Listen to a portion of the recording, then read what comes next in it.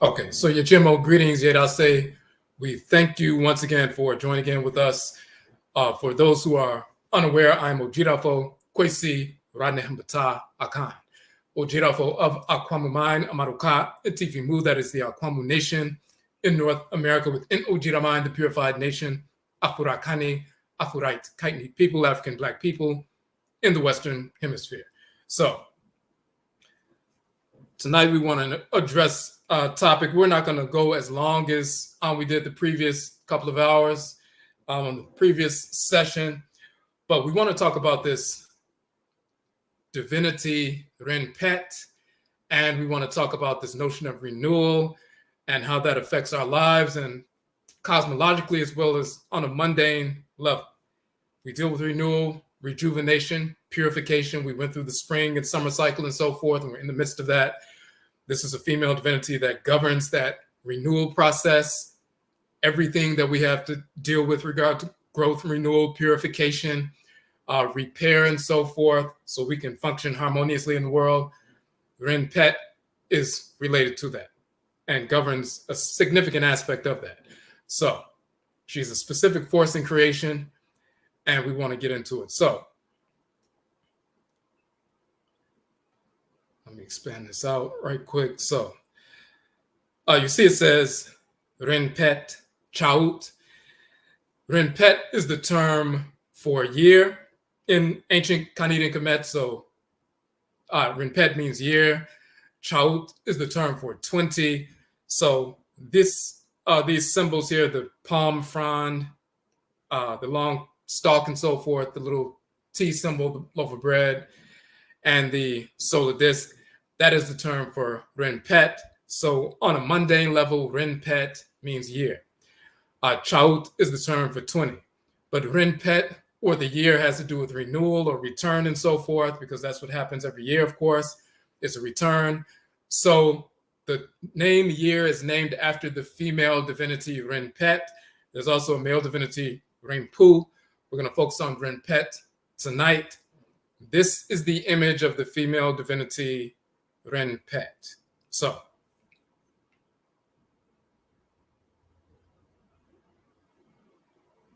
hold on a second. Okay, so I want to take you into some information. Hold on one second. Let me pull up this.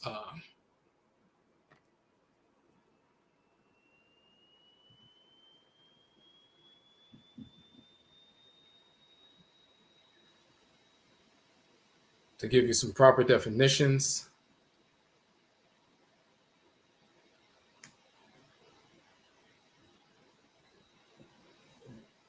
Okay.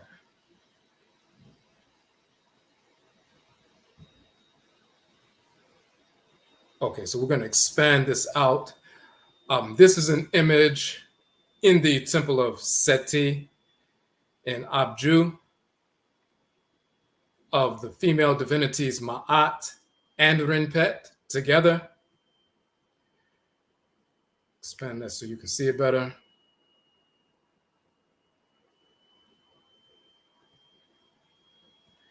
So this is Maat and Renpet together standing before the divinity Alsar.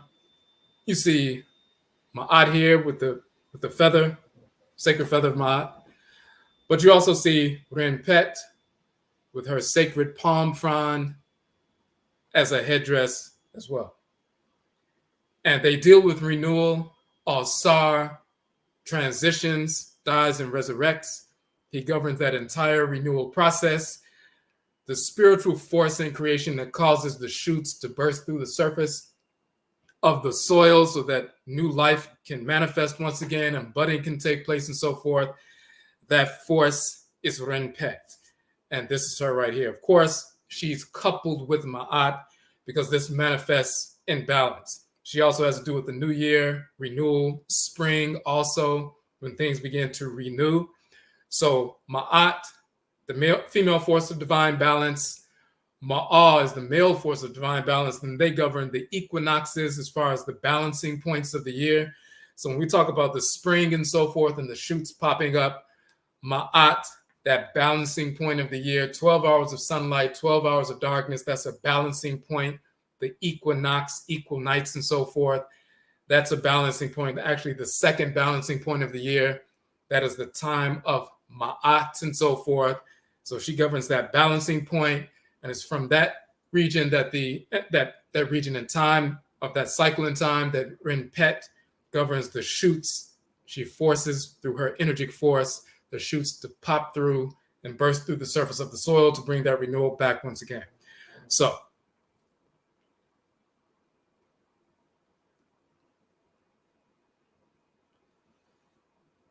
this is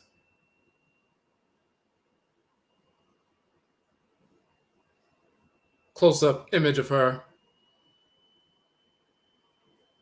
And the palm frond is very important. So Renpet, Renpet, and so forth. Once again, you see the palm frond.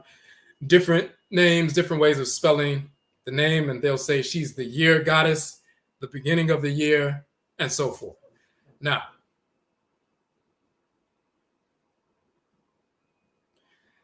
I'm going to look at some variations of the word Renpet, Renpet, and so forth to get a better understanding. So when you look at the basic mundane definitions of the term, you get some greater insight.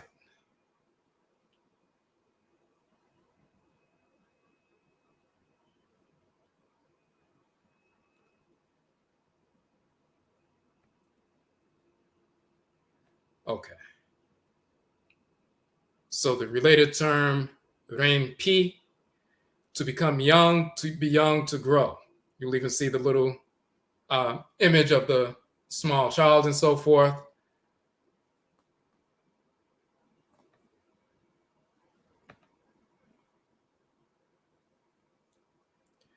Renpi, a spring plant or a flower. Renput, fruit, vegetables, young trees. Then, of course, Renpet or Renpet in the Coptic dialect is Rompe, the term for year. And it's the term for year because it's pointing to a specific cycle. So when you see Renpet or Renpet and so forth, it's pointing to a specific cycle. The solar disk, the circle with the dot in the middle represents the solar disk, the sun and so forth. And then you have the sprouts. So it's pointing to that cycle in the solar year where the sprouts arise and the energy is different in the land. So that's why it references year.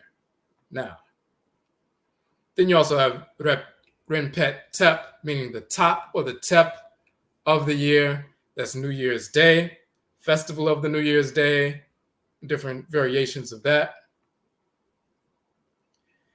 You have the festival of the great year and so forth, Renpet, with the little symbol for the festival symbol and so forth. The male divinity is Renpu, the year god, and Renpet, the year goddess and so forth, also Renpet. So you see these different meanings, but young shoots, vegetables, sprouting, renewal, and so forth. Now, let me show you. I'm going to take you to a video right quick. I want to show you that specific temple in Abju. And where we got that actual image is an image that I took myself when I was visiting the temple of Seti in Abju, in so-called Abydos.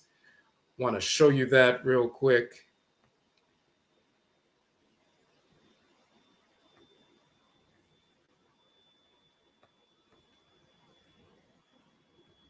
Just to show we have this primary evidence.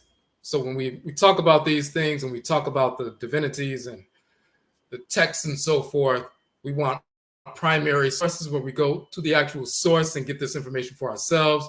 The same is true when we talk about these forces in creation and spirituality. We deal with them directly through ritual, through spirit possession, spirit communication. So we have direct primary access as opposed to simply repeating what other people are saying or what other people have said. So let me switch over real quick. So when we were in the temple of Seti in Abju, this is where that image of Ma'at and Renpet before Alsar comes from.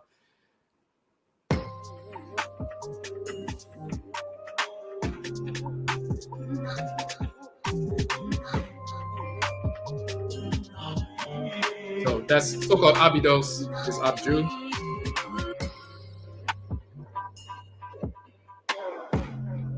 That is the deity Ptah, Okwade and Akan.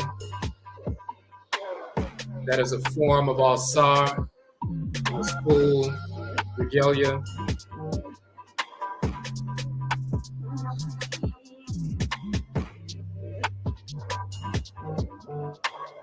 That is a form of Alset, and with a full regalia, plumes coming from the crown and so forth, the solar disc, the vulture headdress and so forth, showing her as the queen mother.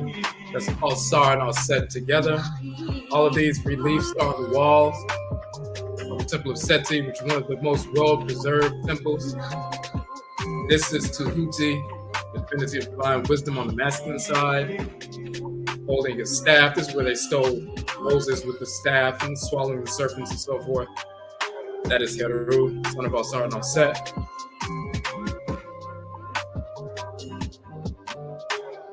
And then you have these great pillars inside of the temple. And on the walls in the relief, this is where the image of Ma'at and Renpet, where we captured that image from. There are many different chambers within the temple dedicated to different divinities and reliefs for these different divinities in these various chambers. Very huge temple.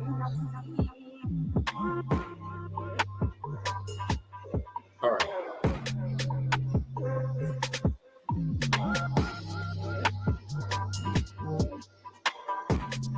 Okay, so we just wanted to show you that.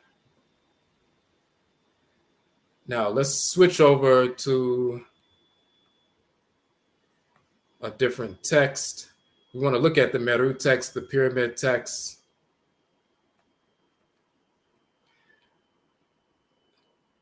The Meru text, or so-called pyramid text, are the oldest religious compositions, as we said, yet unearthed in the world. So you won't find any religious compositions older than the pyramid text. Now there are other, inscriptions in ancient Khanitic Kemet that are older than the pyramid text, like different invoices and names of divinities and different things like that. But as far as religious compositions, laying out the cosmology of the culture, the oldest ones, not only in Kemet, but also anywhere in the world, are the pyramid texts. It goes back over 4,400 years ago. Now, so when we go all the way back to the Meru text, the pyramid text, the term Meru is pyramids and so forth, plural. Let's look at what we have.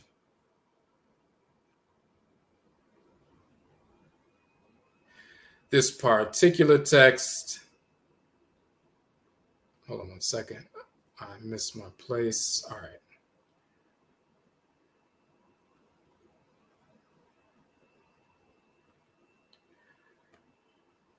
Okay.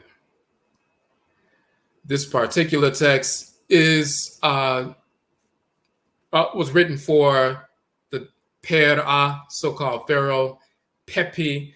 So it references Pepi, who has transitioned his spirit, his ancestor, and so forth, and moving through the ancestral realm. And this is what they have to say. So Pepi has come to you. It says, "O Lord," but the title is Neb, meaning Lord or Master, Neb of heaven or the heavenly realm. Pepi has come to you, Alsar. This Pepi has cleansed your face. He has arrayed you in the apparel of the divinity. He has purified you in Chadat, the star Sapatit, so-called Sothis or Sirius, the brightest star in the sky, your beloved daughter, who makes your annual offerings to you. And the annual offerings, we saw the fruits, the young trees, the vegetables, and so forth, the Renput, in her name of Renpet. She is the guide of this Pepi when he comes unto you. This Pepi comes to you, or O Lord or Master of Heaven, Renpet. This Pepi comes to you, O Alsar. This Pepi has cleansed thy face. He has arrayed you in the apparel of the divinity. He has purified you in Ata. He has devoured the flesh of your enemies, like that lion who kills the enemies. He has destroyed them, Alsar, and he has placed them at the head of the Henti divinities. This Pepi has come to you, O Renpet, Master, Lord of Heaven. This Pepi has come to you, Alsar. This Pepi has cleansed your face, has arrayed you in the apparel of the divinity. He has done for you what Geb, the father of Alsar, commanded him to do for you. He's established your hand on life. He has lifted up your hand with serenity. This Pepi has come to you, O Lord of Heaven. This Pepi has come to you, O Alsar. This Pepi has cleansed your face. He has arrayed you in the apparel of the divinity. He has purified you. Behold, Heru, your son, whom you have brought forth, has not put this Pepi at the head of the deceased, but he has set him among the deities who are divine. So,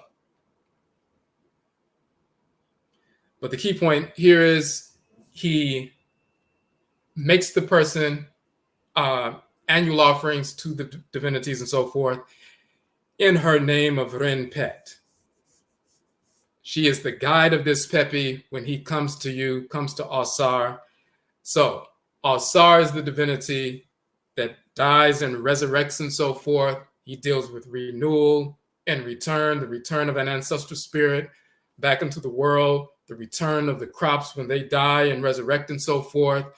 They, lose all their color and die, but then the green shoots pop up and they return and so forth. So Alsar governs the return, governs the renewal, and Renpet leads Pepi to Alsar, and Renpet is the one who guides that renewal.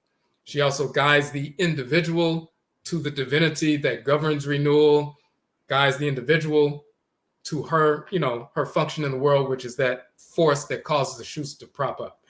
Now let's look at I want to look at one of our documents, one of our books. Hold on 1 second.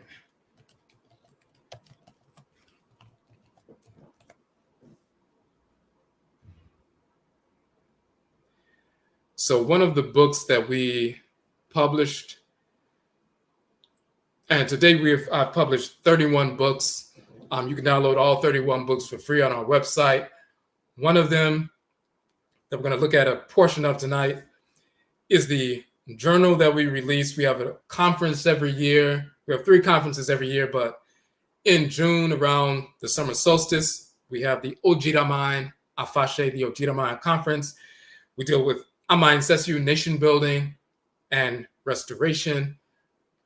A nationism conference. Nationism is the purification of nationalism. It's nation building, restoration, rooted in our ancestral religious values.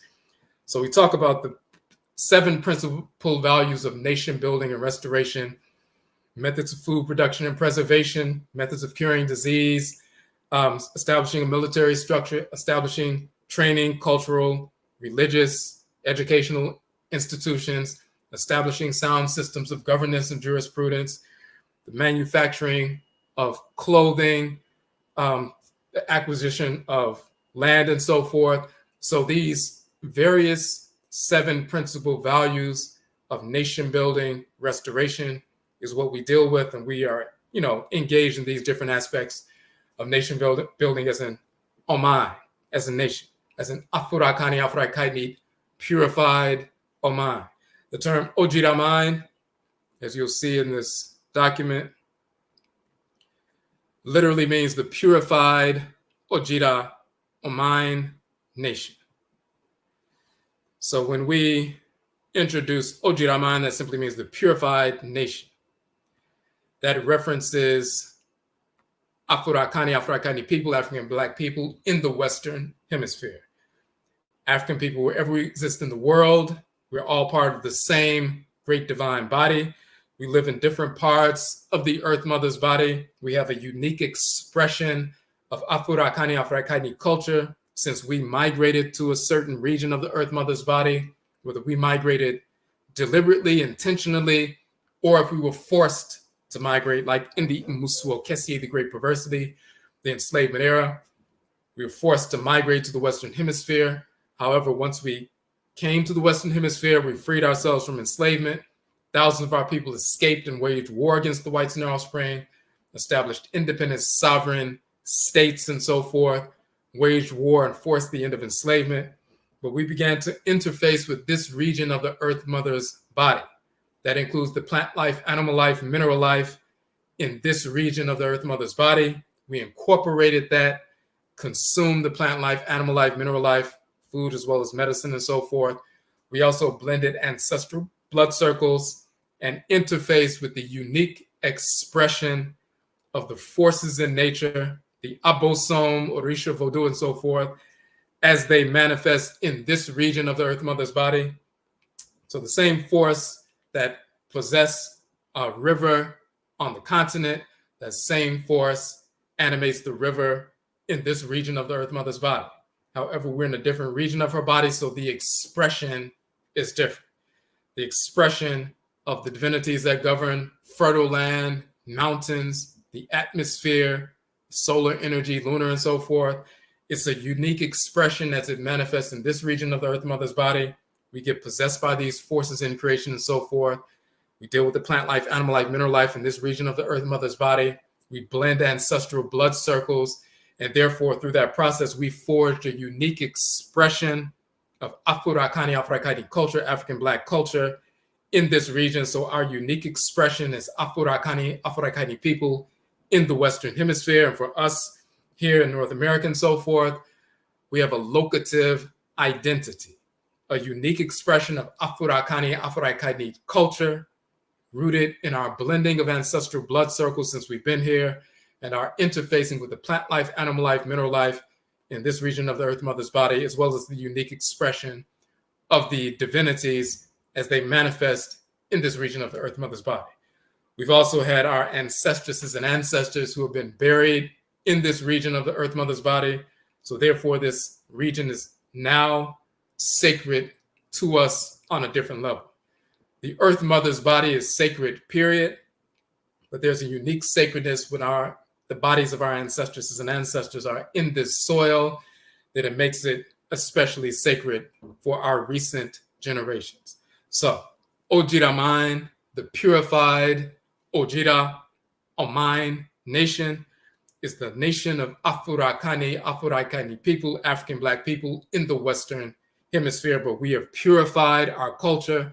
And now that we've purified our culture, ancestral religious practice and so forth, then we move forward to build a nation rooted in our ancestral religious values, not secular nationalism, not rooted in the fake religions of Christianity, Islam, Judaism, Hinduism, Buddhism, Taoism, and so forth, or pseudo-esotericism, or pseudo-political ideologies by the whites and their offspring like Marxism or socialism. We don't embrace their false ideologies and foolish, false pseudo-religious practices as a basis for nation building or nationalism. We deal with Amaniye, which is nationism, the purification of nationalism. So this is what this conference is about, and we published a journal for the first 3 years of the conference. This was part one, the first one, free download. You can get that from our website. And there's a section in here we want to get to in this journal, different articles talking about different, aspects of nation building. One of the articles we put forth,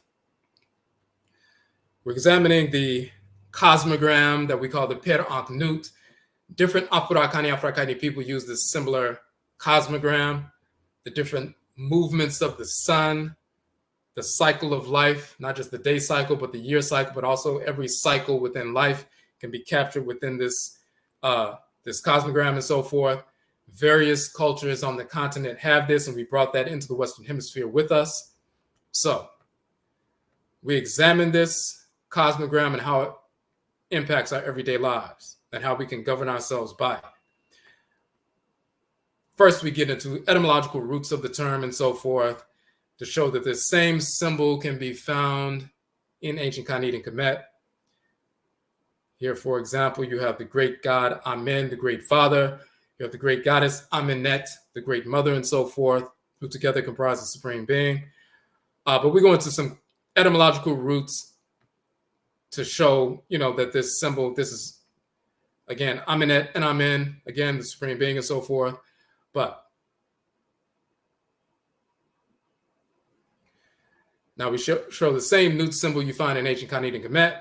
You find amongst the Bakongo people, the Dikenga Dia Congo, which is their cosmogram, their expression of this cosmogram. Same symbol you find in ancient Kemet, and we were just proving that in this section. Then we show that same symbol within the Akan people of Ivory Coast and Ghana, the Adinkra symbols. We find the same symbolism. The Ohinikra Konwadie and so forth, dealing with the soul governing. We have the same symbol. We're just proving that. Then we show the Oponifa, the divination tray in the Yoruba tradition. They often divide that tray into quadrants when they're engaged in divinatory practices. And within that circle or cycle is everything that can take place within creation and so forth. So they also have a version of the same symbolism. We're showing this a cross-cultural symbol. And then the original symbol, the circular zodiac of Dendera from ancient Kemet. So when you go to the temple of Het Heru in Dendera in southern Kemet, and we've been to that temple and so forth, you'll see that circular zodiac. This is the original circular structure from which these ancient symbols are taken.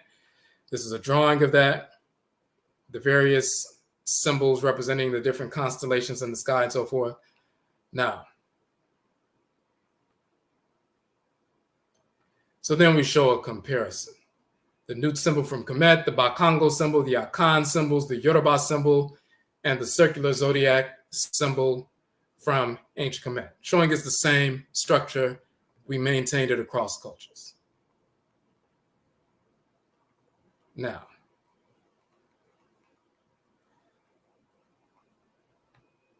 once we understand that, then we talk about the progression of life and how these things, how our cycles of life, inclusive of this renewal cycle, and how in order for us to function harmoniously in the world, as well as repair ourselves physically and spiritually, we need to understand how we get to that renewal point and move through that renewal point so we can purify ourselves, move forward, and execute our function in the world.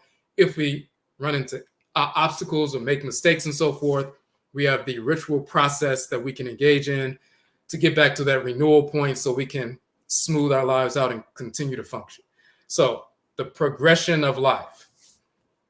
Sun rises in the eastern horizon at the dawn of a new day. It climbs to its zenith, manifesting the peak of its power. The sun sets below that western horizon, descending into the quote-unquote underworld. The sun is eventually reborn once again above the eastern horizon. So these different cycles of the sun also govern the behavioral cycle. So we have this section called Uben, awareness and the behavioral cycle. And here's this notion of every behavior you engage in follows the cycle of the seeding, germinating, rooting, sprouting, flowering, harvesting, and reseeding cycle of plant life. Every behavior that you've ever engaged in follows that cycle, and we can map that cycle. And there are different phases of that cycle. So when you run into problems, you can determine what phase of the cycle you're in and correct yourself in that phase so you can move forward harmoniously. Now, let's look at the cycle. Of course, this is the image. Of course, that's the seeding and germination, rooting, sprouting, flowering, and so forth, and eventually you harvest. But we say for the progression of life, after a seed is planted or is embedded within earth, the seed germinates. Hold on one second. and the roots reach downward. There's a commingling of the seed's roots with the nutrients and water within the soil. The next major stage of development is the upward push above the surface of the soil. The new sprouts show themselves to the world and to the sun. The next major stage of development is the full flowering of the plant and the maturation of its fruit. The next stage is of the harvesting of the fruit, or the detachment of the fruit and the leaves of the plant. As the fruit and the plant's leaves return to earth, new seeds eventually embed themselves within earth, and the life cycle repeats itself. So that is the cycle. When we talk about the new shoots, remember Renpet, new shoots and so forth, new plants sprouting, new year, renewal, Renpet. She's the force within earth that causes the sprouting to happen. Without that force, you're not going to have germination, and you're not going to have rooting and the grabbing of the nutrients and water and so forth. You just drop the seed in the soil and nothing happens. So when Renpet's energy or Renpet's energy is operant and so forth, then the germination happens, the movement happens, the rooting happens, the sprouting happens, and so forth. Now, just like she does that for the plants, she does that with regard to our energy within our spirit body. She also does that with our behavior. So let's look at that.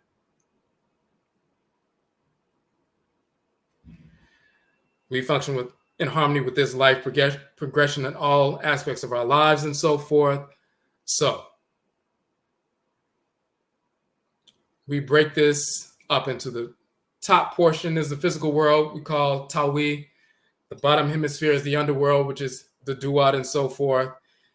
And then we have the dividing points of Ma'an, Ma'at.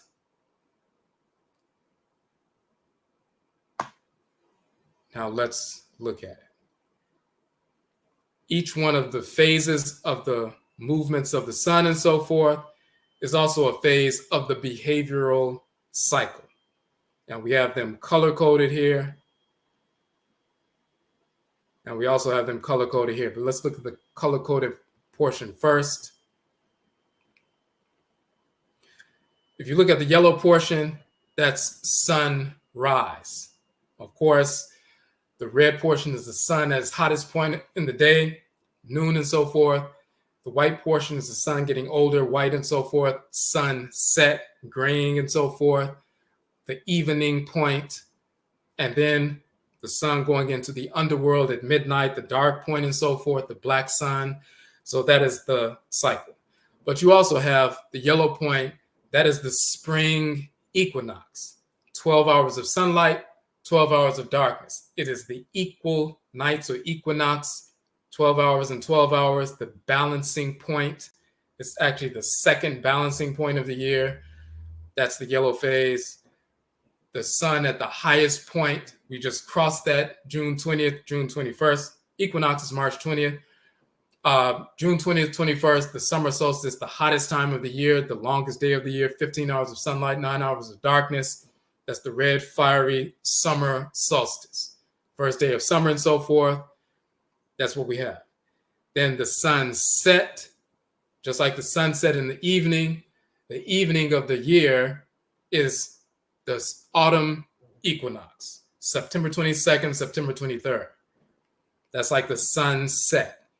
Autumn equinox, 12 hours of sunlight, 12 hours of darkness. Equinox or equal nights, that's the balancing point. That is actually the first balancing point. Spring is the second balancing point.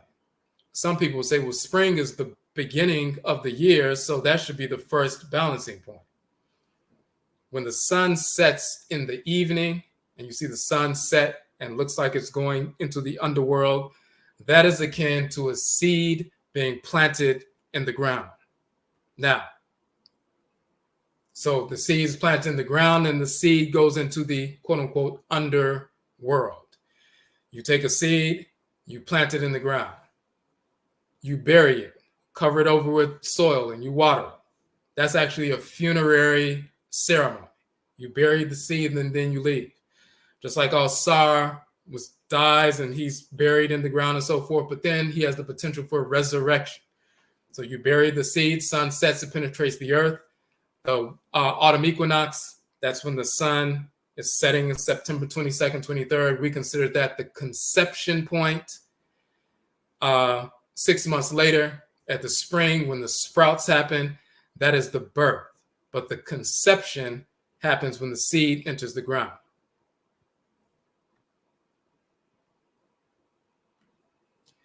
That is the conception point. Seed is buried. Then germination happens and the roots go down deep into the soil, deep into the blackness, the darkness, and so forth. And when they go deep in the darkness, that's the quote unquote black sun to reach deep down, nutrients of the soil and the water and so forth. Once they reach deep down to grab what they need, then they're empowered to the surface of the soil. That is the spring equinox. That is the sprouting. That is the birth. Conception happens first. Birth happens at the spring equinox. Conception is in September 22nd, and this is why in our Khan tradition, the New Year's Day is the autumn equinox. That's the conception time. It's the end of the warm cycle. It's the beginning of the seeding cycle. So you seed at that time, and then the sprouts come later. The sprouts are just a manifestation of what was happening in the underworld and the unseen when people didn't know what was going on. So the seeding happens here, and that's the beginning of the cycle. So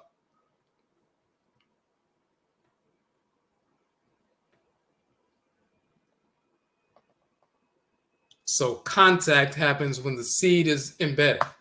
And we show the image of the seed. That's the first part of the cycle. When we come in contact with an entity, engage an issue, or hear a dilemma, witness an act or an event, this contact, engagement, hearing, witnessing is akin to the planting or embedding of a seed into Asaase, Afua, the Earth Mother. The unfolding of our behavior begins with our perceiving the entity, deed, issue, event through our sensory organs. So when you experience something, when you hear something, feel something, experience something, come in contact with something, with someone or an event, that perception seeds your consciousness, has been embedded within you. Now the unfolding of your behavior happens. You have 7 senses. You don't have 5 senses, you have 7 senses. Of course, you have sight and hearing and, touch and smell and taste and so forth, but you also have a sense of balance. You wouldn't be able to sit up straight if you don't have a sense of balance. You also have a sense of time. So through your 7 senses, you perceive, you hear, you touch, you feel, you smell, and so forth. You experience something, you're seated with your consciousness. We also have 7 spiritual senses. You can see, that's a physical sense. You can see beyond the physical, clairvoyance. Someone can see a spirit walking around. That is spiritual sight. That's the clairvoyance, the spiritual sense. You can hear physically. Some people can hear spirits speaking, like their deceased grandmother speaking to them. That's clairaudience, hearing beyond the physical. Some people, ancestral spirit comes in the room and a certain smell takes over the space. Spiritually, that's clairalience. They can smell beyond the physical. Some people have a sour taste or sweet taste when a certain energy moves through the room. That's clairgustance, tasting beyond the physical. You also have clairsentience. A spirit moves through the space and you can feel, a sense of hotness or coolness or whatever it is. That's clairsentience, feeling beyond the physical. There's also clear equilibrance. A spirit moves into space depending on the kind of spirit it is. It causes a sense of loss of balance and so forth, or equilibration. You can sense equilibration or equilibrium beyond the physical, clear equilibrance. And then you can also lose your sense of time, and certain spirits move through the space and so forth. That is clairtimiance. So you have 7 physical senses and their corollary 7 spiritual senses. This is how we experience things. So as soon as something happens, you come in contact with somebody, they speak to you, they give you something, you see something happening down the street, you're seated with that awareness. You're seated with that perception. That's the first phase in the unfolding of behavior. You've been seated. Now, what is the next phase? It is the germination and rooting. That's the black circle. Once it germinates and roots, just like the roots go down deep and grab the soil, the nutrients and the water in the soil, once you have that perception, then there's something that stimulates deep within you, either the root energy of your being and your consciousness. So you have an experience and that stimulates certain thoughts and intentions that come from the root energy of your being that's pure, and your consciousness, which is pure. Or it only goes to a shallow depth, stops right here and hits your triggers, things you've been conditioned to believe that are false or foolish or self-destructive, or it triggers certain, experiences you've had, and then you respond based on that. Instead of going deep within your consciousness to hit the root energy of your being and your consciousness to have a proper understanding and analysis of what you just perceived, you get hit with triggers because you don't go deep enough, and then you respond based on conditionings. But if we're operant functionally and harmoniously with who we are, we have an experience is seated within us. The next phase is we go deep within our consciousness, root energy of our being, and that stimulates certain thoughts and intentions that are either rooted in consciousness, pure consciousness and pure energy, or they're rooted in shallow pseudo consciousness and a weak residual energy. So that's the next phase, the germinating or rooting. The third phase is the sprouting. That's the yellow shoots break through the surface of the soil. What is the first expression of what you experienced? An energetic reaction. So you have an experience that's a seeding. It goes within you, germinates or roots within you, and it stimulates certain kinds of thoughts and intentions. Either truthful thoughts and intentions based on reality, or pseudo thoughts, intentions based on misinformation. And then you have an energetic reaction. That's an emotional reaction. You can react with joy, you can react with anger, you can react with exhilaration, you can react with anxiety, you can react with confusion, you can react, whatever that energetic expression is, that's the first manifestation of your thoughts that were stimulated by that experience. That's the first thing that people see. They typically are not reading your thoughts. But when you have an energetic reaction, emotional reaction, that's the first sprouting or manifestation of what's in your thoughts. The next phase is the red circle, the full flowering. Then you engage in action. Action based on those thoughts that were stimulated. So you act, you respond, you either engage the person, event, entity, you're doing something, whatever it is, you act based on that. That's the next phase of the behavior. That's the flowering.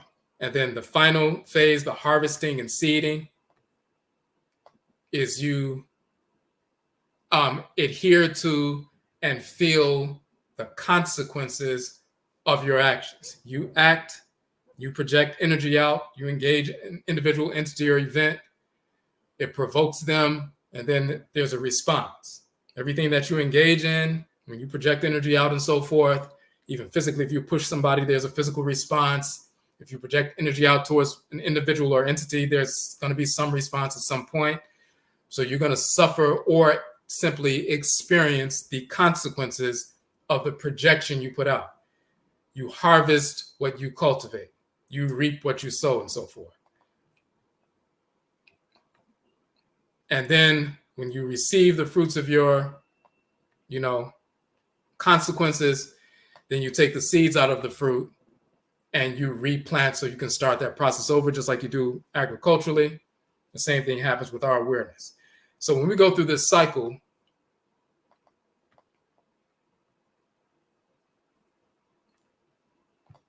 seeding, germinating, rooting, sprouting, full flowering, and then harvesting, and then also seeding once again, or you perceive an issue, or you come in contact with an issue and so forth, it roots itself within you, it starts stirring within you, and you generate certain thoughts and emotions, or intentions associated with what you just experienced. Then you have an emotional expression, which is the sprouting. Then you engage in action based on that emotional expression, which is rooted in your thoughts and intentions and so forth. And you act based on how you believe you need to, or you know you need to act. And then you experience the consequences of your actions. That's the harvesting of that result. So we go through that cycle every time you engage in any form of behavior. Whether you go through that cycle sometimes within a nanosecond. You go through that entire cycle, but anytime you engage in behavior, you have to go through that entire cycle. And these different phases of the cycle are governed by different divinities. You'll have the spring equinox that is governed by Kepra and Keprit. You have the autumn equinox governed by Atem and Atemet. You have the summer solstice governed by Shu and Tefnut, operating through Shemu and Shemut and so forth. You have the winter solstice governed by Alsar and Alset. And then you also have the balancing points as far as balance governed by Ma'an, Ma'at, and so forth. Within the sprouting portion, that radiant force that causes the sprouts to come up, within that cycle, you have Renpet. When you're living in harmony with that energy of sprouting, just like, when you're consuming foods that you need to consume that are in harmony with, the vitamins and minerals and so forth that you need, and everything works fine. But if you become deficient, then you're going to have a problem. If you become deficient or out of alignment with the divinity that governs the sprouting manifestation of the energy of your thoughts in a harmonious way, if you're out of harmony with Renpet, then your emotional expressions, your sprouting, are going to be disjointed. Now, people are going to say this person is emotionally imbalanced. Why are they responding with an unusual expression of anger over something that happened at, getting their order at a coffee shop wrong, or something that their significant other said, or something that happened with their children or at work, their place of employment or entrepreneurial or whatever? If you're out of harmony with Renpet, that energetic force that causes a natural harmonious shooting or sprouting, then you're going to manifest disharmonious shooting or sprouting, and you're going to manifest emotional imbalance. But when we invoke the divinity, let's switch back over.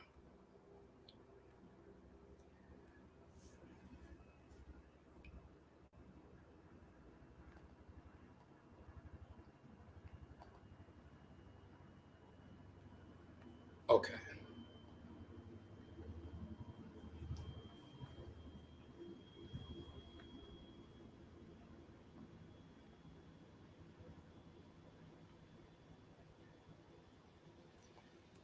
When we invoke the divinity Renpet, and this is Renpet, once again, Renpet, and you notice you have Renpet and Maat together.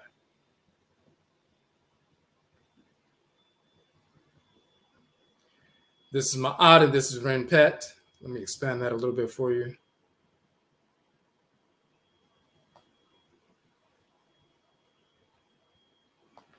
So,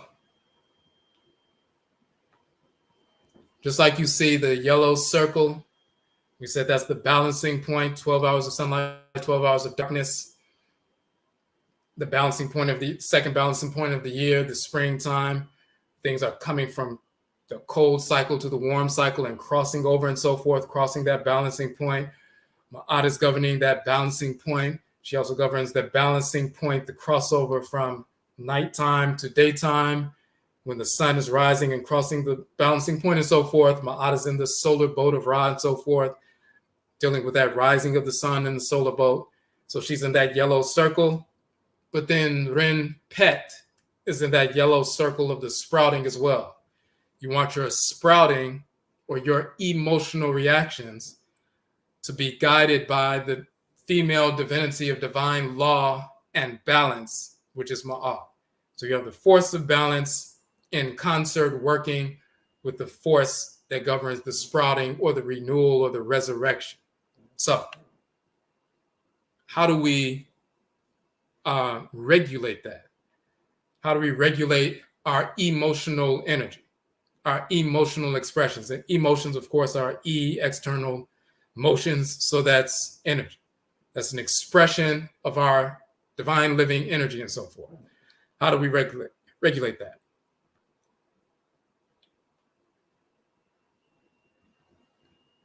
Hold on a second. And the reason why we show this specific image is because it's the key actually to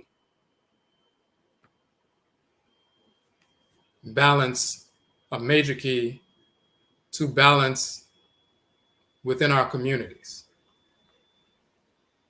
So just think about the principle. There's a divine force that regulates balance on Earth, the balancing of the planet, the balancing of the rivers and the mountains and oceans and everything else. Your capacity to balance yourself, if you drunk something and got hit in the head and so forth, and your sense of balance was thrown off, you wouldn't be able to sit up straight. You would fall over. The same force that allows you to balance yourself, the same force that balances the planet and the other planets, suns, moons, and stars, and so forth. On the feminine side, it's Ma'at. On the masculine side, it's the male divinity, Ma'a. So that same force of balance is directly working in concert with the force of sprouting or energetic expression. What will happen if all of the adults in the Afurakani, Afuraitkaitnit community, the African Black community, invoked Ma'at and invoked Renpet on a daily basis through ritual invocation?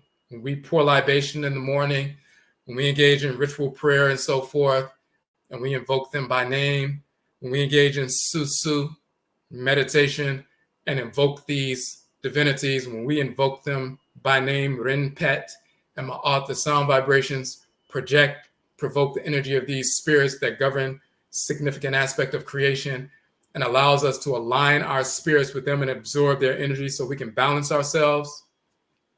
What happens when we invoke them on a consistent basis?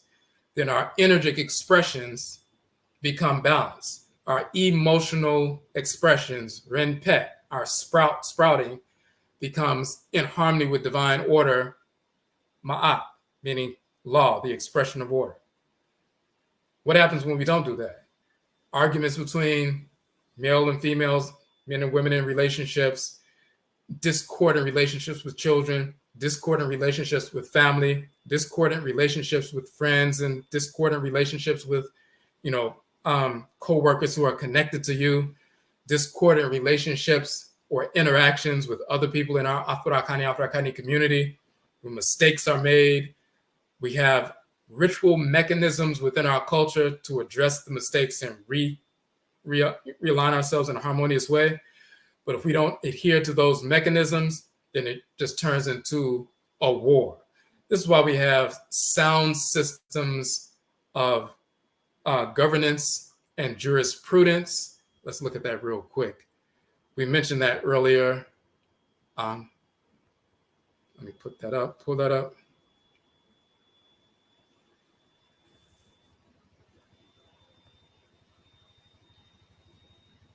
Okay, so in our book, Ojirama and Fashe, that was one particular article that we were addressing the Afuraitkaitnit.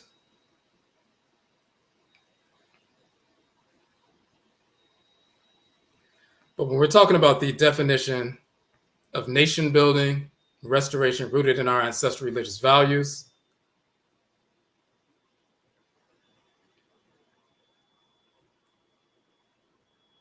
we talk about the 7 principal values of nation building restoration. And these 7 principal values of Amain-Sesu, which is nation building restoration, in order to be a nation, you must establish methods of food production and preservation. Obviously, you can't have your enemy. Just think about our people who escaped from enslavement. went into places like the Dismal Swamp in Virginia, North Carolina, where they established an independent sovereign state that lasted for over a century and so forth, a couple of centuries, where they were building homes, growing their crops, raising children, grandchildren, leaving the sovereign space, going over to where the plantations were, raiding the plantations, freeing more enslaved people and bringing them back to the Dismal Swamp and so forth. Thousands of people living in this area, even when the Europeans would send, a militia into the swamp to drag our people back into enslavement. We had a militia established and we defeated them consistently to the point where they sought to enter into peace treaties with us so they wouldn't come over here. They would say, well, we can't come over there, even though we would still raid the plantations and free our people. But if you escape and establish your own independent sovereign space, the first thing you have to do is feed yourself. You can't go back to the plantation and say, we're free, we have our own independent land, but you have to go back to your enemy to feed you. That's insane. So methods of food production and preservation. That's the first principal value of Ama Ancestral nation building restoration. Second, methods of curing disease. If someone gets sick in the land and so forth, you can't go back to your enemy to cure you. That's insane. Plus, we are the ones who have the medicinal understanding, the medicinal use of thousands of herbs and so forth. We brought that with us from the continent of Afuraitkaitnit, and this is where the whole notion of alternative healing and homeopathic healing and so forth came from. But we established methods of curing disease. The third principal value of nation building restoration, establishment of a military structure. We know that anytime we establish any independent sovereign space, whether it's land or a business or an organization, anything that we do that's independent, the whites and offspring are going to seek to destroy it.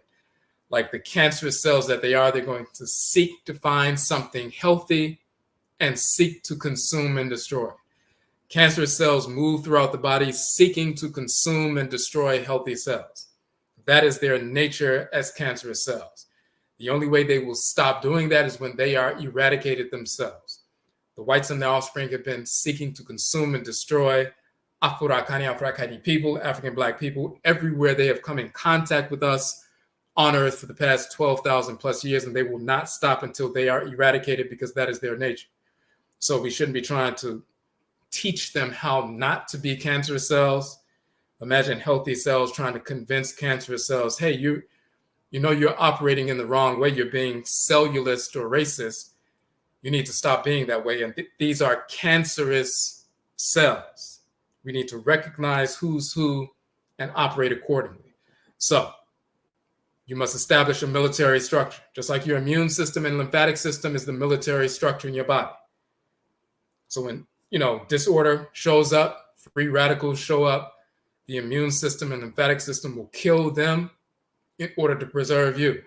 Without your immune system and lymphatic system, you don't have a system, period. The fourth principal value is the institutionalization of values, establishing training, educational, industrial, cultural, and religious institutions. We institutionalize our values through these institutions and so forth, so that we can continue to build our nation. Establishing sound systems of governance and jurisprudence. Now, this is where we get into this notion of Ma'at and Renpet. So if you have sound systems of governance and jurisprudence, you learn how to mitigate disputes without a minor dispute expanding into a great conflagration to the point where people are murdering each other in the nation, an internal rot and fissure, because we didn't have a governmental system in place that could mitigate disputes in a harmonious fashion. So when mistakes are made, you embrace the mechanism of culture. We have our own ancestrally grounded approaches to governance. We are the first people who established representative government. So for example, in the Akan tradition, there are 7 great ancestresses who are governed by 7 great female Abosom, 7 goddesses. And those 7 great ancestresses are the heads of the 7 great matriclans in Akan culture. So all the 26 million plus Akan people in Ghana and Ivory Coast, as well as the millions of Akan people in the Western Hemisphere, all of us are descended from one of those 7 women. So we're part of one of those 7 clans. If you can't trace your spirogenetic descent from one of those 7 women, then you're not Akan. So those 7 women govern seven great matri clans. Each one of those clans have a male and female head of the Asona matri clan and the Agona matri clan and the Adriana matri clan and Ekwana matri clan and Rietuo matri clan and Asinie matri clan and Asachiri matri clan and so forth. 7 great matri clans, a male and female head of each matri clan, and the male and female heads of the matri clan make up the governing tribunal for the Ohene, the king, and the Ohima, the queen mother. So when you have the head of your clan, the male and female head of your clan, sitting on the advisory panel for the king and the queen mother, the Ohene and Ohima, you have a direct blood clan relative representing your clan on the advisory panel for the sovereign and so forth. So you have a direct blood representative in government. So we've always had representative government. We, before the whites and offspring knew anything about that and so forth, they copied that from us. So we have a way to govern ourselves and, govern business, economics, social issues, political, and so forth, and also mitigating disputes. So when we talk about Ma'at, divine law and balance, and then Renpet, the sprout, the manifestation, energetic expression and so forth, when those work together, anytime there's any kind of conflict and so forth, it's addressed in a balanced way, Ma'at, when we invoke Ma'at ritually, and we invoke these deities before we have, discussions and reach a consensus with regard to law and so forth, we invoke the divinities. So their energy is present to help balance people out. So when we invoke them, we have a balanced approach to emotional expressions, and therefore the society can move along in a harmonious way. And it doesn't fall into internal internecine warfare. You can maintain a civilization for hundreds of years, thousands of years. Ancient Kamit was maintained for thousands of years. Other civilizations, they'll go, or the whites and offspring don't even have civilizations. They have societies, but they don't have civilizations. A civilization is a society rooted in the divine order of creation, which they don't have. So they have societies, but we have civilized societies with civilization. A social order rooted in the divine order of creation. So the whites and offspring have societies, and they typically fall apart within a few hundred years or less. We've had civilizations that lasted thousands of years unbroken. Even if there are conflicts because of the mechanism of government and jurisprudence, headed up and, led by Ma'at and Renpet, we can mitigate those disputes, even if we have to, set aside some land and move to these different areas and reestablish different regions and so forth, and new cities, but we're still part of a nation like Kamit that lasted for thousands of years. So we can do the same thing. We have that model on the continent. We have that within our bones and blood. We have that when we establish these new settlements here in North America, when we escape from enslavement. Those who maintained ancestral religious practices are the ones who established these various independent Black towns. There were hundreds of independent Black towns, some of them incorporated, some of them unincorporated, some of them still exist and so forth. We established independent Black towns that lasted for over a century. Those who maintained ancestral religion, we engaged in that process, that age-old process of invoking the divinities of law and, renewal and so forth in a balanced fashion. So we can do the same thing today. You can also do the same thing, of course, in your individual personal life, your interactions with individuals, family, friends, relationships, co-workers in your Black-owned business and so forth. Now, switch back.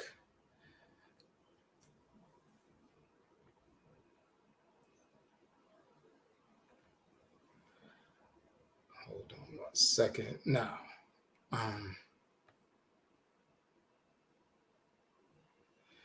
So when you look at this image, you'll see, of course, Renpet right there. Now, you see here, this is our certification. When we talk about RENPET TCHAUT, the reason we have RENPET TCHAUT year, RENPET TCHAUT 20, and these are the Medut and Toro, the quote-unquote hieroglyphs, but the Medut and Toro, the symbols that represent RENPET, and the two cattle holds represent 10 and 10 together is 20 and so forth. But this is my 20th year of teaching susuw, which is the ancient term for meditation.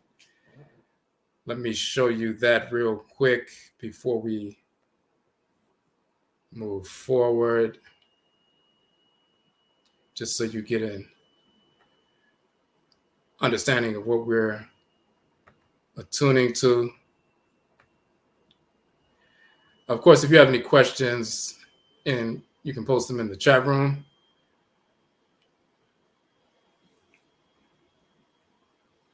Susuw meditation is one of the ritual means by which we invoke Renpet, invoke Ma'at, balance our expression, energetic expression, emotional expression, and so forth. Now, so to give you an example of what we are referencing, this is one of the documents that we use when we introduce our course, our certification course. So we have a meditation instructor certification course where we certify you in the practice of susuw and the teaching of susuw, so you can utilize that certification as a credential to go out and teach in schools or after school programs, colleges, elementary schools, as well as places of employment for when people are dealing with work productivity and they bring people out at a seminar when they have a number of different speakers and they'll bring people out. They'll pay you $100, $200, $300 to come out and do a 20-minute meditation session to show how meditation can enhance work productivity. In various schools, they now employ meditation after the first bell in the morning, as well as after lunch and so forth for a few minutes to enhance learning outcomes and keep the children focused. You go to human services organizations or when people are dealing with therapy, social services organizations, women's shelters, family shelters, when people are having group therapy and so forth, and they know that meditation can help reduce anxiety and depression, get you back on focus. Other organizations that deal with holistic health or breastfeeding or assisting women with weight loss after having children and breastfeeding and so forth, and they bring you out for a holistic health seminar and teaching meditation. So there are different expressions where you can use that certification that we offer to employ yourself, a few times a week, going to different organizations and making $100, $200 per day teaching meditation at these different organizations. Some people do it full-time, some people do it part-time. But this is one of the documents that we open up with when we're teaching our course. If you look here,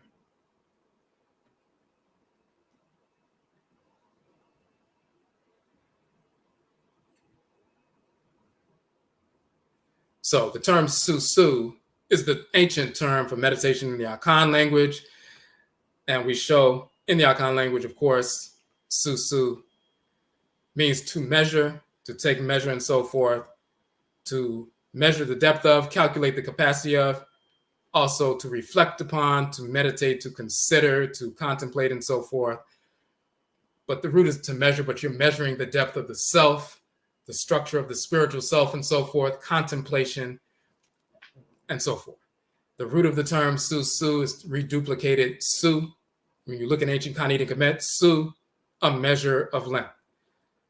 The same word meaning to measure in Akan is also the term to measure in ancient Kamit. When you look at the etymology of the word meditate, to ponder, think, abstractly engage in mental contemplation, from the Proto-Indo-European root med. What does the Proto-Indo-European root med mean? To take appropriate measures. Then we look at the word measure. The Proto-Indo-European root me means to measure. So whether med, the root of meditate, means to measure.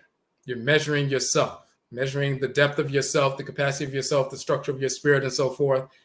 The notion of engaging in a form of ritual practice where you're measuring yourself, calculating the capacity of yourself, as we call it susuw in Akan, su in ancient Kamit.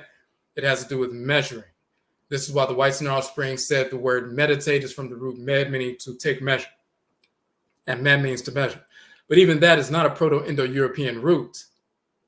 It's actually, when they claim it's the Proto-Indo-European root meh, or med, that is stolen from meh in ancient Kamit, which is the cubit. What is the cubit? Meh, a full measure. The ancient Egyptian royal cubit. The ancient Egyptian royal cubit, meh, nesu, that's this meh, nesu, and so forth, is the earliest attested standard measure. It is the central unit of measurement in ancient Kamit. So, when you talk about measuring for roads and, buildings and temples and shrines and Meru pyramids and so forth, the meh means to measure, the unit of measure. This is the origin of the term med, which is the root of meditate, meaning to take measure. Meh itself meaning to measure, but engaging in susuw is engaging in a process where you measure the depth of yourself, calculate the capacity of the self. So we teach susuw. So when we go into a space and say we're going to teach this process of susuw, they may have heard the word meditation, and anything that they've attributed to that or heard about that is going to flood their awareness, but we take that away and say, well, what we're going to teach is susuw, the ancient term for meditation. Now, what does susuw mean? To measure the depth of the self, calculate the capacity of the self, to reflect, to contemplate, to take measure of the self. When you take measure of the self and you measure your thoughts, intentions, and actions against the standard of order, natural order, when they don't measure up, then you can make corrections so you can move forward harmoniously. So then we give them the proper definition, and that's the only definition they have. Anything else that they learn from Hinduism, Buddhism, or white culture and so forth, that's moved out the way. Then we can focus on the introductory practice. So you can engage in a basic introductory practice that can tangibly benefit the person to lower anxiety, depression, enhance learning outcomes for children, enhance productivity at the workplace and so forth, enhance focus for people who are engaged in certain tasks and so forth.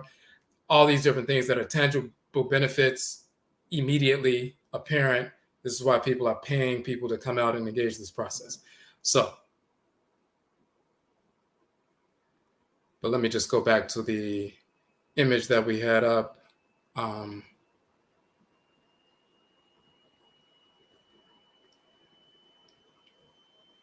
So in the image, we talk about RENPET TCHAUT. This is my 20th year of teaching meditation. We started off teaching it through the Asaase, which is one of our books. We go into susuw, meditation, of what that actually is. This is actually an image from the first film. One time we filmed the Asaase, workshop and so forth. This image is from our video, Asaase video. You see it on the website. That was 18 years ago in 2006 when we did the first filming. We were teaching it since 2004, but in 2006 we filmed it and put it on DVD. So this is an 18-year-old image and so forth, but we've been teaching this for the past 20 years. But this year we decided, in year 20, we decided to start the certification process. We were teaching it before where people just learn how to engage in susuw themselves. But as far as teaching people so they can be instructors and they can go out and teach other individuals, so we can send our people out to different parts of our community and transform our community from youth to adults wherever we exist, in schools, places of business, shelters, in the community and so forth. This is what we are working and aiming to do, to reach all of our people wherever we exist, youth all the way up to adults. So This is the certificate that we issue once people successfully complete the course. When they successfully complete it, you'll see that this is a certificate. The person's name will be there. They are achieved the title of Odwirafo. Odwirafo is the term for instructor in the Akan language and so forth.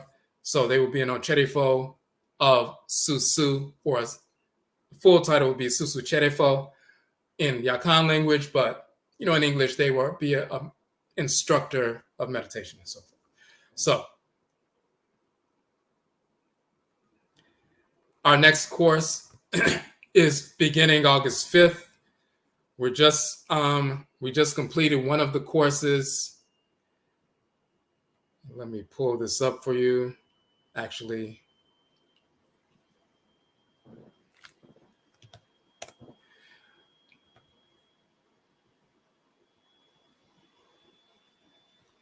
we just completed a course over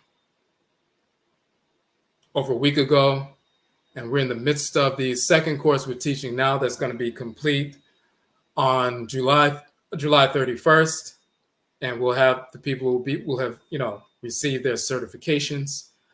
Our next certification course, if you would like to be certified as an instructor, a meditation instructor, you'll see the flyer on the page, August 5th through August 26th. So you can join that course, go through that process. It's a 4-week course. Some of the 31 books that I've published, including one of them you'll see here, the Nkwamuwa Whole Life Journal. That's an important book because we have an Nkwamuwa whole life approach to conveying this information to our clients. So the way that we teach susuw meditation, not only the cosmological foundation and the origin of it, we also dispel the notion that terms like yoga and chakra came from India, Sanskrit. We show that yoga came from the term yonk or yok, which was corrupted into yonk or yoke and yoka, but it comes from ankh in ancient Kamit. Chakra or kakra comes from kara in ancient Kamit and so forth. So we show how they stole all that information, but that's one of the books we deal with. But the Nkwamuwa Whole Life Journal is a whole life approach to conveying this information in a culturally sound fashion. So we go over a number of our books. The books that we go over are free downloads from our website. So it's a 4-week course, August 5th to August 26th. You can sign up for that.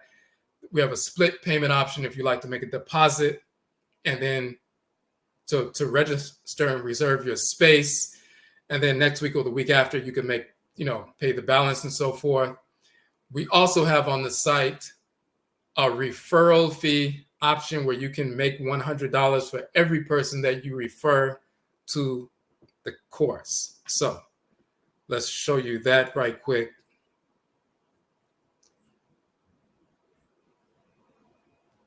And we recently did a live on this. And you see that video right here. So as a matter of fact, let me pull up we'll pull up the image itself from that particular live that we did. Hold on a second.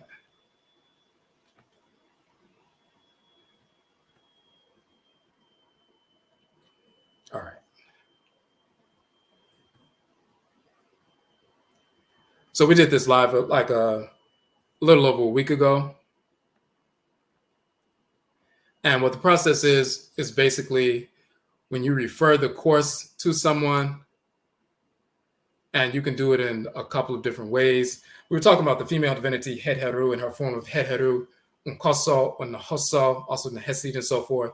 But in the context of talking about that, we also talked about our referral offer for those who are subscribed to us either via Patreon or on YouTube or on Instagram and Twitter and so forth.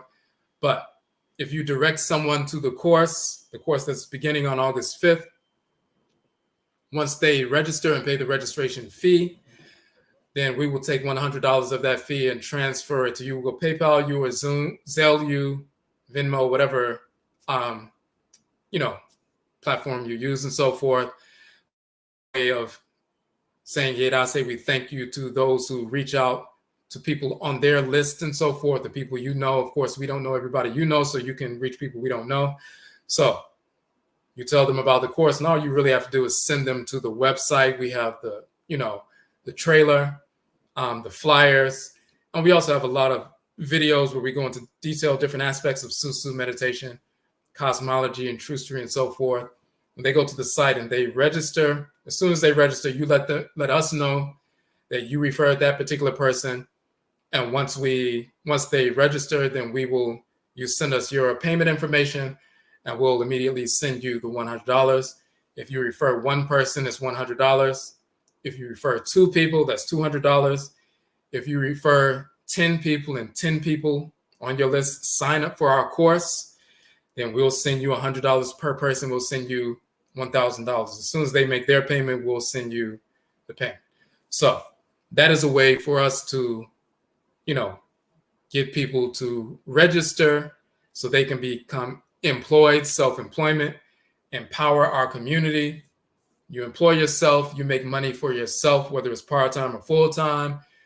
You're also impacting the community in a positive capacity so people can, overcome anxiety, overcome depression. It helps with overcoming addictions and so forth, and emotional imbalance, and all kinds of benefits that we talk about with regard to susuw. So you impact the community in a positive capacity by being a susuw cherifo or an instructor of meditation, but you also can become self-employed. Now, if you're not ready to take the course at this particular time in August, you can still refer the course and you can still receive $100 per referral.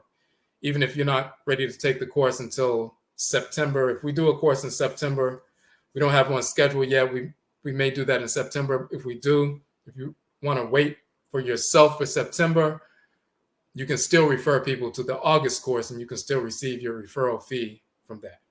So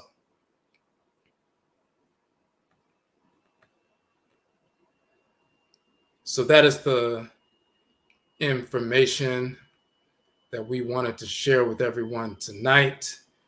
Just wanted to give you an overview and give you some insight into the nature of the divinity Renpet. Many people don't talk about. It's very often when, we typically follow very often, unfortunately, the whites and their offspring. So whoever they talk about when they're talking about our culture, whether it's Ra or Amin or, Asar and so forth, whoever they talk about, we talk about. But we don't look into the culture ourselves and look at these male and female divinities and their value and their shrines within our bodies and their function in creation and how we can invoke them on a daily basis just by name, by including Ma'at and Renpet in ritual susuw and meditation, or ritual apai, prayer, or oshue in libation, or whatever ritual practice you engage in, just by invoking their names, that unique set of sound vibrations that make up the name Ma'at and Renpet and so forth. When you see that within your spirit, you begin to invoke their shrines, invoke them within the shrines in your body and so forth, and you begin to realign yourself and your energy complex with these divinities, the one that governs law and balance, the one that governs proper emotional expression and sprouting. And you'll see changes within your life and the way you interact with individuals who are connected to you right away and perpetually. So we need to know who these forces in creation are, because they impact us whether we know who they are or not. You don't have to believe in any, you don't have to believe in the sun, it's impacting you. You don't believe in the atmosphere, you're dependent on the atmosphere, you're dependent on the sun, you're dependent on the water and so forth. Doesn't matter if you believe in it or not. We don't deal with belief, we deal with actual forces in creation that we are subject to and that we have a relationship with. So, okay. So, any questions on any of that information before we log out? Okay. So, yeah. So, if you didn't see that, so the Renpet on the mundane level, question in the chat room. What is Renpet TCHAUT? So, Renpet on the mundane level means the year is, the new sprouts and so forth. A renewal, a beginning, it really has to do with the renewal, the returning of the plant life and so forth after the flood in Kamit, the return. But the beginning is beginning is actually the flood, the seeding time. But Renpet has to do with the year, and Chaut is the term for 20.